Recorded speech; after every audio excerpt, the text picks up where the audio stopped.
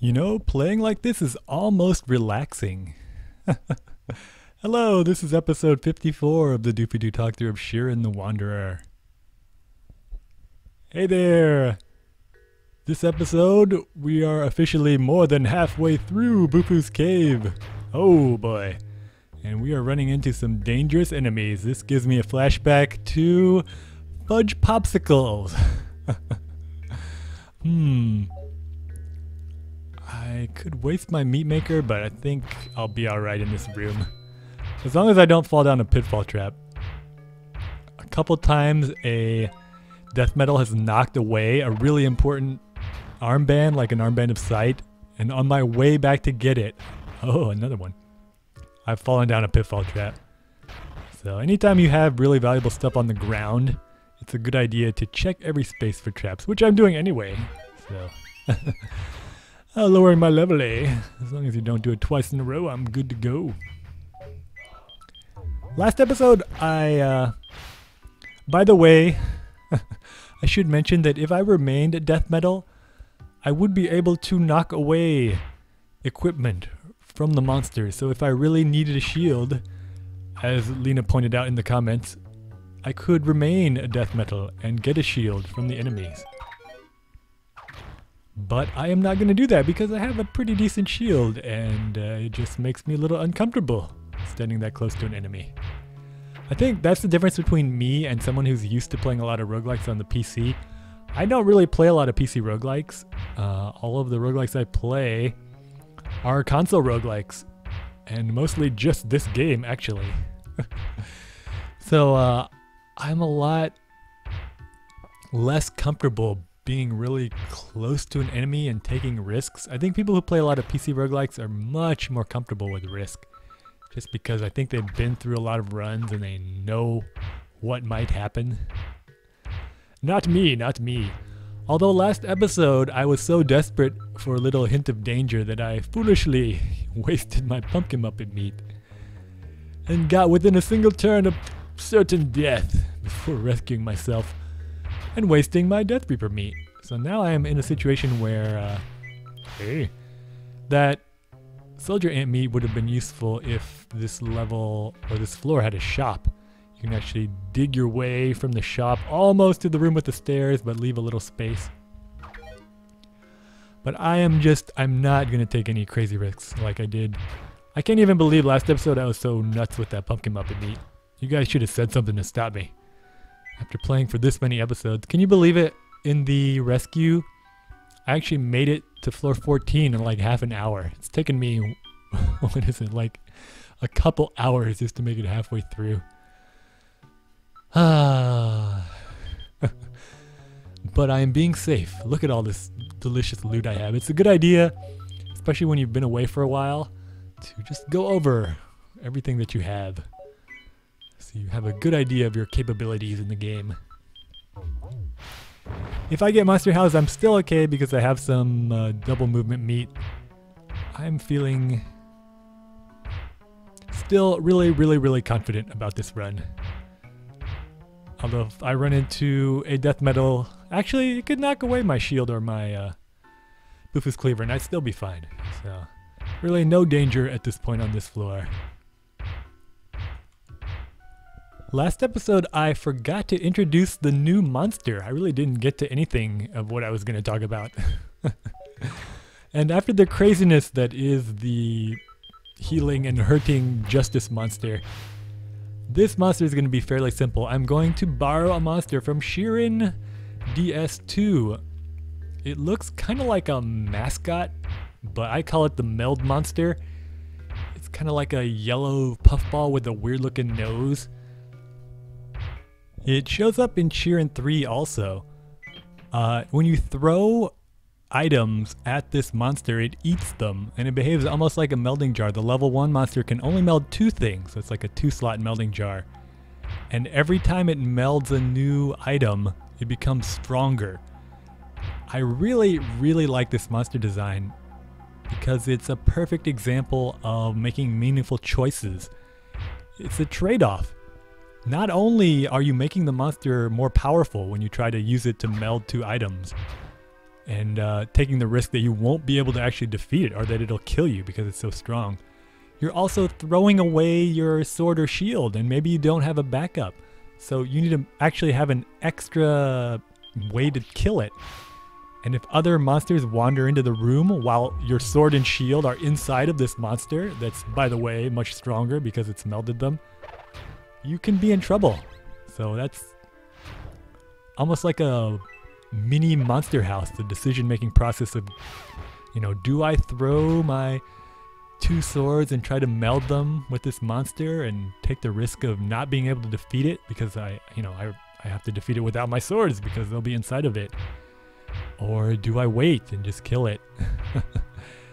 And most of the time you're so greedy that you try to meld your equipment, and as it levels up it can meld more and more items. So the level 2 meld monster can meld 3 items together, all the way up to the level 4, which can meld 5 items together. It's like a 5-slot melding jar, but it's getting stronger and stronger and stronger every time you throw an item at it to meld. So I like that monster design a lot.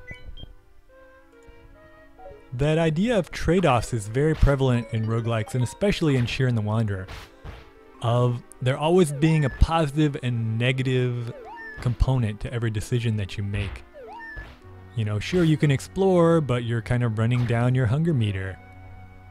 You could let that dead soldier level up the rice changer to a rice boss, and then throw a rice ball at it for a lot of extra experience, but maybe you could have used the rice changer to make a bunch of rice balls. Oh, got postponed. Just like the Dragon Barbecue episode. Oh. Yeah, you're kind of, it's an opportunity cost because now you can't use the rice changer to make rice balls. And the rice boss is pretty dangerous and you're wasting a rice ball to kill it. And maybe you're going to get hungry later on and you should have saved that rice ball. That positive and negative aspect of every action is something a lot of new roguelike players have trouble with, because they're used to RPGs where it's almost always sort of a win-win situation. You know, why wouldn't you equip this more powerful sword? It has better stats. There's no reason not to equip it. I mean, that's the whole reason you're playing the game, to get better and better equipment and get stronger and stronger. But Shiren is not quite like that, especially with armbands. You'll see later on. Oh, I decided after mentioning it a couple episodes ago that I would try to get all the way through Scroll Cave. I mean, all the way through to floor 99. And it is much harder than I thought it was going to be. In fact, it's harder than Faye's Final Puzzle. So I take back everything I said about Scroll Cave being ridiculously easy. It is ridiculously easy if you just want to find Gaibara. But if you want to go all the way through to floor 99, it gets pretty difficult. You really need to take advantage of all those wacky scrolls. And even then, I just went through a long series of floors with sleep radishes, and there's no sleepless armband, as far as I can tell, unless I just got a really unlucky run. So that was kind of stressful. I don't know. I don't think I'm going to make it to floor 99 in this run that I'm in currently on my God tier cart. But I made it so far to around floor 50. And I can get the sense already that I'm probably going to die pretty soon. I'm going to let this guy level up.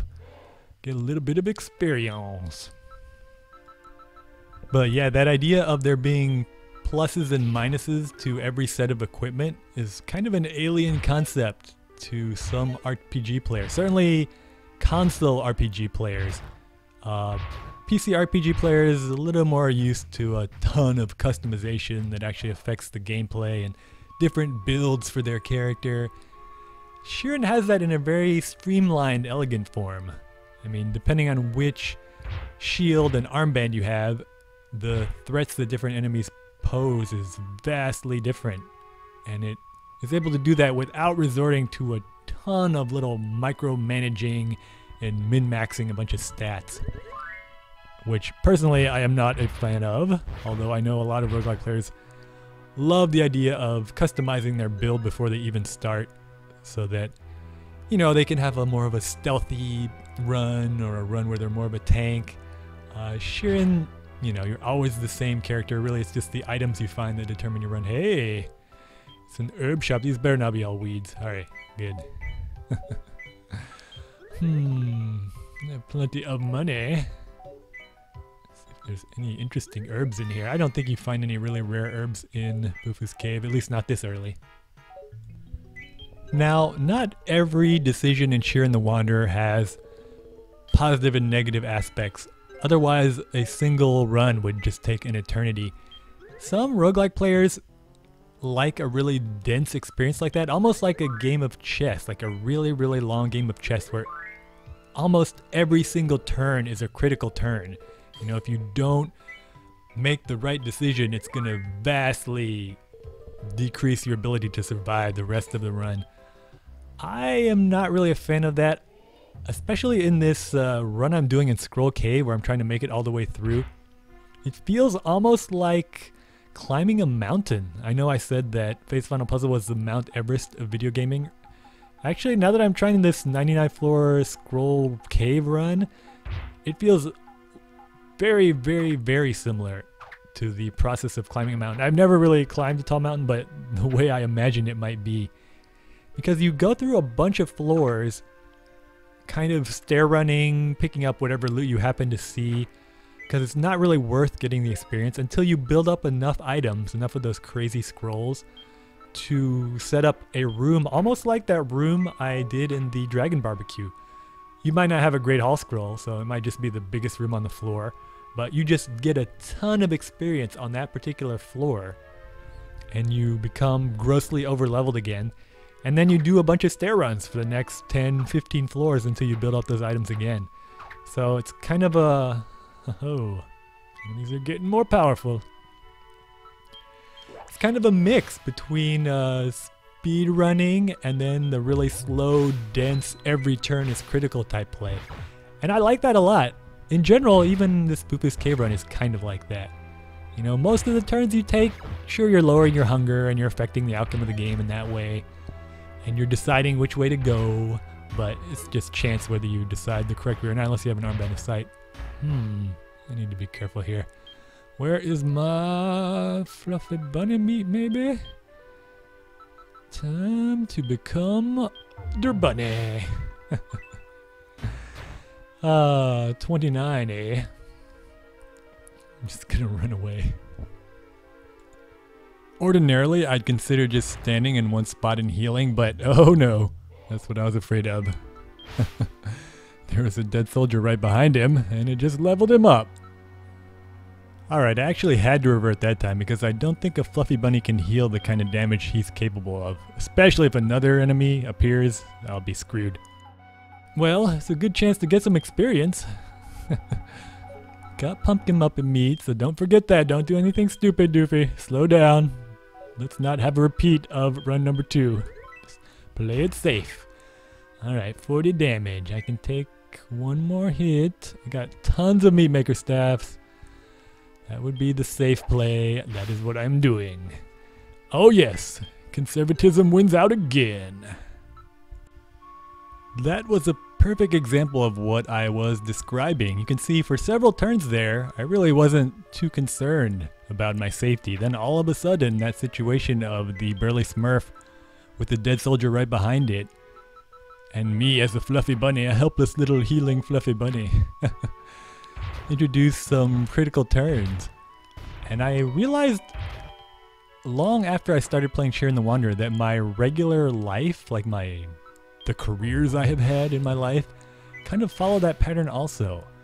I've been a movie theater manager / projectionist, a high school physics teacher, and now I'm an air traffic controller, but all those jobs consist of really long, kind of slow, almost boring, relaxing periods, punctuated by these brief moments of intense activity that are really, really stressful and critical that you make the right decision. Especially science labs in high school, those are pretty dangerous. Shiren follows the same pattern. It strikes a really, really good balance between periods of just defeating easy enemies and then those brief critical turns, critical moments that are insanely important. If every single turn was like that, and when I get in some really sticky situations near the end of my phase final puzzle run. Actually, not near the end. The end is going to be pretty easy, but kind of in the middle, maybe I would say floor 40 to 60. There's going to be probably, if it's like my typical phase final puzzle runs, that's when the ratio of critical turns to turns is the highest. So that is really mentally draining. The first time I ever beat phase final puzzle, I did it all in one sitting. And I was like exhausted, like physically exhausted, first of all. And my eyes were just burning and my hands were shaking. But mentally exhausted too because of all that decision making. It's actually kind of tough on your brain to play critical turns one after the other, after the other, after the other. So I like a game like Shiren the Wanderer that's a little more relaxed. It's not just a hack and slash or beat 'em up where you're defeating enemies. I guess they're called windshield monsters, where you just kind of slash them out of the way with no effort at all. It's not all that, but it's also not solid critical moments every single moment. If you don't do the right thing this time, you will die. It's a perfect mix, just the way I like. Alright, we're at floor 18. I see Leonardo at the bottom left. It's a nice time to take a break. I'll see you next episode on Shiren the Wanderer for some more comfy, relaxing Bufu's Cave play. Goodbye.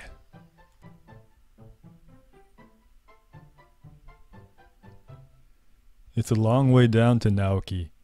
At least it is for me. But if the run gets hard, I'll just hop away. Become a fluffy bunny. How the Bufu staff does miracles.